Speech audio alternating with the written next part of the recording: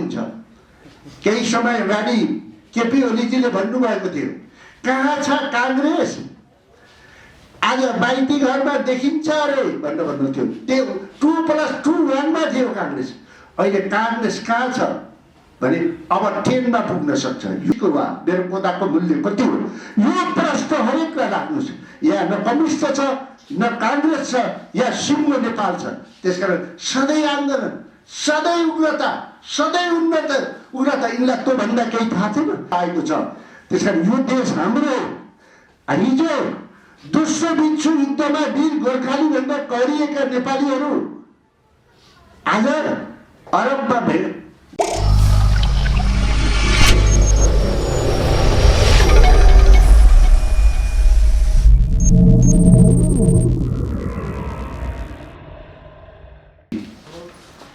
हामीले नेपाली जनतालाई सुसूचित गराउनु पर्ने अवस्था छ।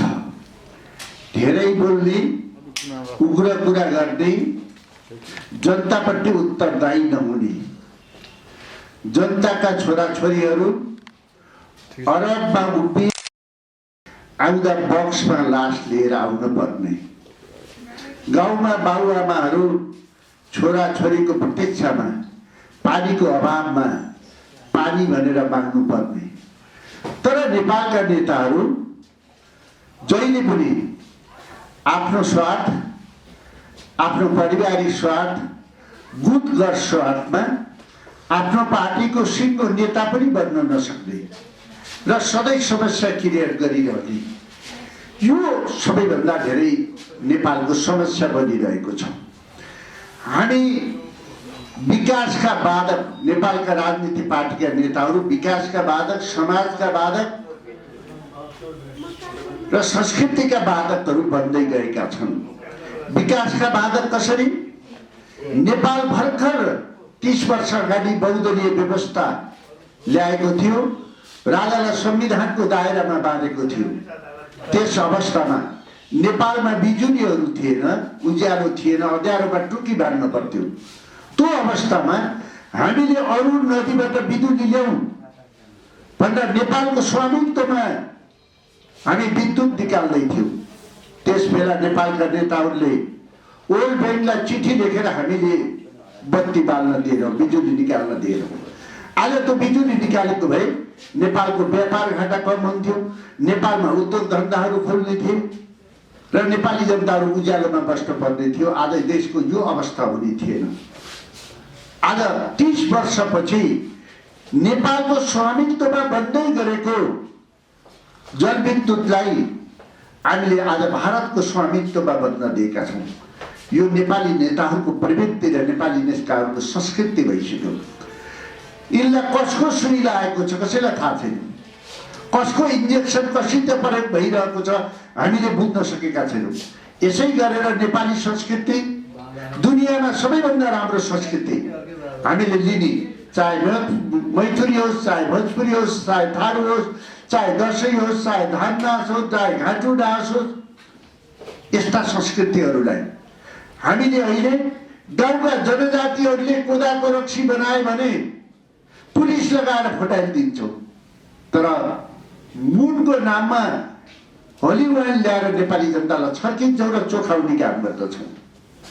यसरी नै नेपाली समाजलाई विभिन्न पार्टीगत रूपमा रसिद कटाएर झगडा बनाउँछौँ। यो प्रवृत्ति नेपालमा सधैँ रह्यो। यो प्रवृत्ति जनताबाट होइन, सधैँ जनताहरूले यस्तो काम, नेताहरूले यस्तो काम गरे। योबाट हामी निस्कन थालेका थियौँ। नेपालमा ठुलो युद्ध भयो, 17,000 भन्दा बढी मान्छेहरू मारिए। के को नाममा मारिए? विदेशी लगानी गर्न दिदैनौँ, हिन्दी भाषा बोल्न दिँदैनौँ, फेरि विदेशी फिल्म चल्न दिँदैनौँ, गोर्खा भक्ति केन्द्र बन्द गर्छौँ।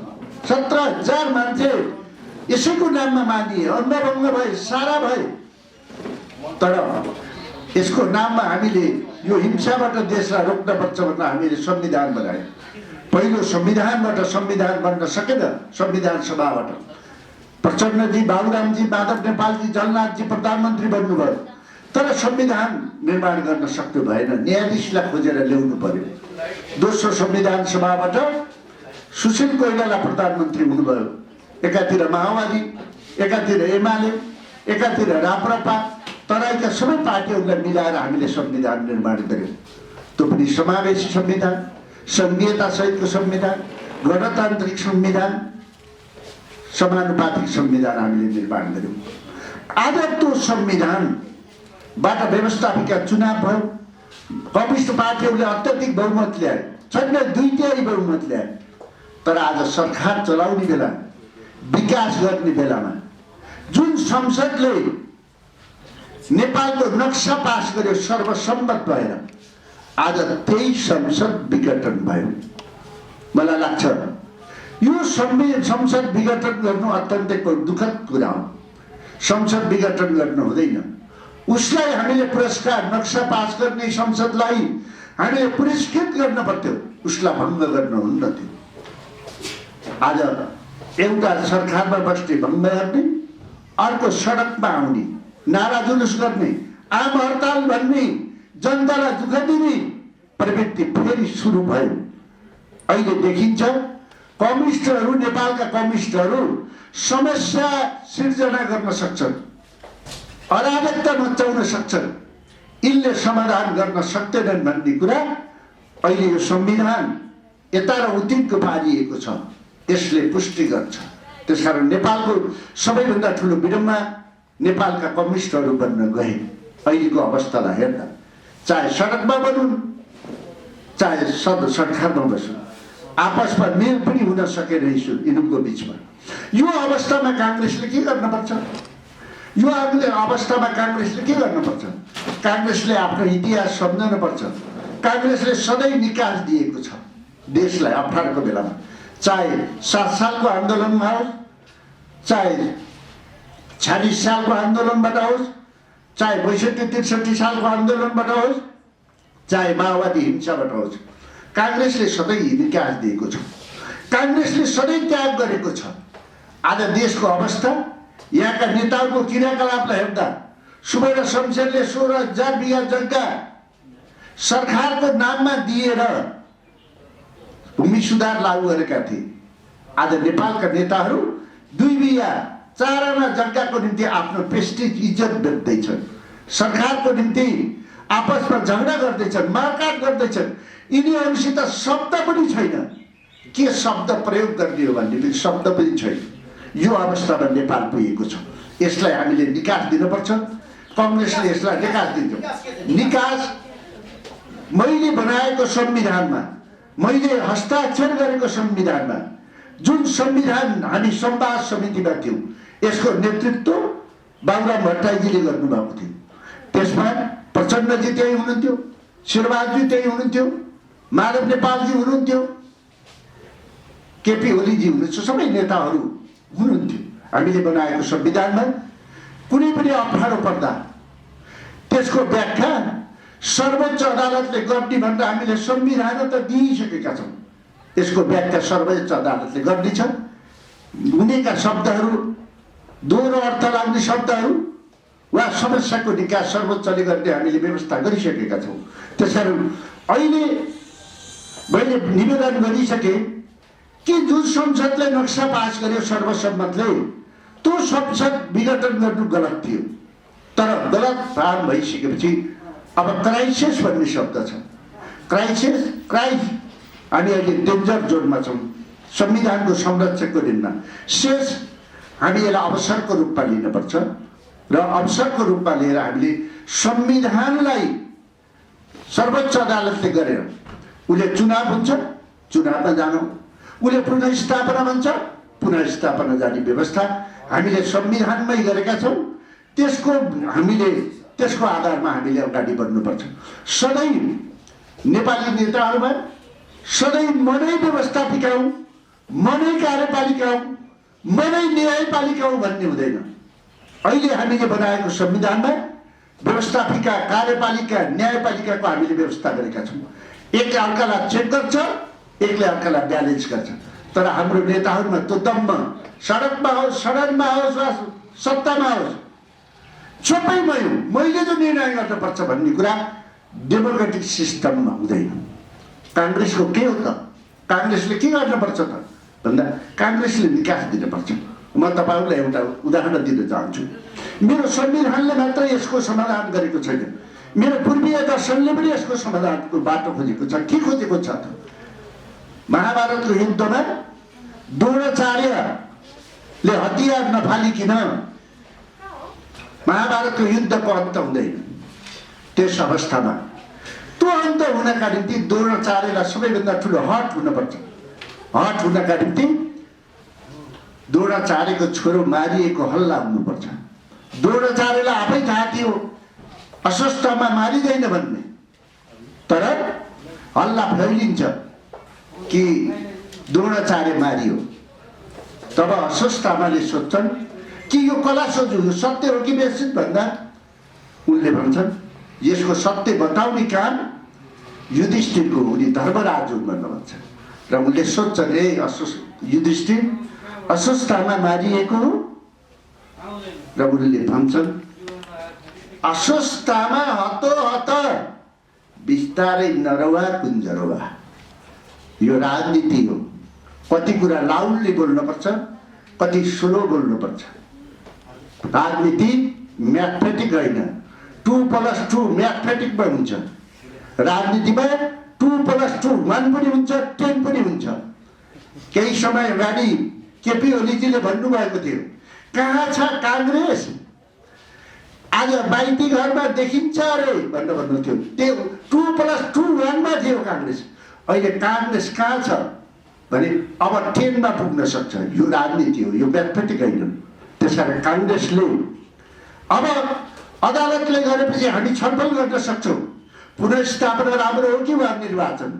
तर राजनीति दर्शनशास्त्रमा के हुन्छ भन्नुहुन्छ भने विश्वमा हामीले चाहे इन्डिया हेरौँ, चाहे क्यानाडा हेरौँ, चाहे बेलायत हेरौँ, यसलाई मैले छुसफुस तरिकाले अध्ययन गर्दा प्रतिपक्षले सधैँ चुनावको प्रतीक्षा गरिरहेको हुन्छ। जहिले पनि प्रतिपक्षले र सरकार पक्षले देशको निम्ति एउटै विदेश नीति खोजिरहेको हुन्छ संसारमा। त्यसकारण कांग्रेस चुनावको प्रतीक्षामा छ। तथापि सर्वोच्च अदालतले गरेको निर्णयलाई उले शिरोधार्य गर्छ, किनभने उसैले बनाएको संविधान, उसैको नेतृत्वमा बनाएको संविधान। त्यो संविधानमा सबै नेताहरू अहिले सरकारमा हुने हुन् वा सडकमा हुने सबैको हस्ताक्षर छ। यसैलाई विधिको शासन भन्छन्। नेपालको समस्या वामपन्थीहरू कम्युनिस्टहरू बन्दैछन्। सरकारमा जाँदा पनि समस्या, सडकमा जाँदा पनि समस्या, जङ्गलमा जाँदा पनि समस्या। माओवादी युद्ध भयो, कुन नेता भाग्न पर्यो, कुन नेता घाइते भए, श्रीलङ्कामा हिंसा भयो, राष्ट्रपतिहरू मारिए, भारतमा हिंसा भयो, इन्दिरा गान्धी राजीव गान्धीहरू मारिए, नेपालमा हिंसा भयो, गरिब मारिए। हिजो पनि गरिबका ट्याक्सीहरू जलाइए, ठुला नेताहरू पेजरमा हिँड्ने भए। यो कुनै राजनीति हो? यो कुनै राजनीति संस्कार हो? यी नेताहरूबाट, यस्ता नेताहरूबाट अब नेपालले मुक्त पाउनुपर्छ। यिनीहरूबाट संविधानको संरक्षण पनि हुँदैन, समाधान पनि हुँदैन। यो नेपाली जनताको विकास हो। यो कुरालाई नेपाली संसार माध्यमहरूले लिएर जानुपर्छ। हिजोका दलाल कुन इन्जेक्सन हो थाहा छैन। केपीजीको भङ्ग गर्ने इन्जेक्सन के हो, प्रचण्डजीको सडकको इन्जेक्सन के हो, यो इन्जेक्सनको पनि पहिचान गर्न पर्ने समय अब आएको छ। त्यसकारण यो देश हाम्रो। हिजो दोस्रो विश्व युद्धमा वीर गोर्खाली भन्दा गरिएका नेपालीहरू आज अरबमा बोरा बोक्न जानु पर्ने। आज तपाईहरुले प्रश्न सोध्नुहोस्। तपाईहरु सबैले आज अमेरिका जालान्, युरोप जालान्, प्रचण्डको पासपोर्टमा भिसा लाग्ला, शेरबहादुरजीको लाग्ला, केपी ओलीको लाग्ला, माधव नेपालको लाग्ला। नेपाली जनताका छोराको अन्तर्राष्ट्रिय क्षेत्रमा यो पासपोर्टको मूल्य कति हो, कति बनाएका छन्। लुम्बिनी छ यत्रो शान्ति क्षेत्र जहाँ 2 वर्षमा विश्व शान्तिको सन्देश फैलाउने विश्वका मान्छे आउँछन्। त्यो मेरो लुम्बिनीको मूल्य कति हो? मेरो टोपी, मेरो बक्खु, मेरो तराईमा लाउने धोतीको मूल्य कति हो? मेरो संस्कृतिको मूल्य कति हो? नेपाली जनताको मेरो माउन्ट एभरेस्टको मूल्य कति हो? मेरा गोर्खालीहरूको वीर गोर्खाली भन्ने गोर्खालीहरूको मूल्य कति हो? आज जनजातिहरूले बनाउने ती वीर गोर्खाली बनाउने मेरो कोदाको रक्सीको वा मेरो कोदाको मूल्य कति हो? यो प्रश्न हरेकलाई राख्नुहोस्। यहाँ न कम्युनिस्ट छ, न काङ्ग्रेस छ, या सिङ्गो नेपाल छ। त्यसकारण सधैँ आन्दोलन, सधैँ उग्रता, सधैँ उग्रता। यिनलाई त्योभन्दा केही थाहा छैन? सत्तामा बस्दा मिल्न नसक्ने, सरकार चलाउन नसक्ने, अहिले फेरि झलकमा आएर भाँड भइरह्यो। यो कदापि हुँदैन। यसमा हामी लाग्नुपर्छ। यसको समाधानको नेतृत्व हामी गर्न सक्छौँ। यति कुरा मैले राख्न चाहेपछि चाहिँ केही छ भने भन्नुहोस्। ल म धेरै बेर बस्दिनँ। प्रधानमन्त्रीले त्यो आमसभा त्यसको बारेमा जुन पुरा जनताहरू भयो त्यसको बारेमा के भन्नु चाहनुहुन्छ? मैले अब कसैले आमसभा गर्छ, जनता आउँछ, नारा लाउँछ, त्यसको खण्डन गर्ने पनि प्रशंसा गर्ने पनि म मान्छेन। मेरो देशलाई त्यसले के असर गर्छ, मेरो जनतालाई के असर गर्छ, मेरो जनता के गर्दैछ, त्यो मेरो सवालको कुरा हो। मेरो देश कहाँ जाँदैछ, मैले बनाएको संविधान कहाँ जाँदैछ, मेरो हात यत्रो कपाल फुलाजनी लडेको जेल गएको मेरो प्रजातन्त्र कहाँ जाँदैछ? यी 2-4 जना नेताको नाममा थपहरूको घरमा जाँदैछ कि मेरो जनताको घरमा जाँदैछ? यति मात्रै कुरा हो। यसमा कुनै मेरो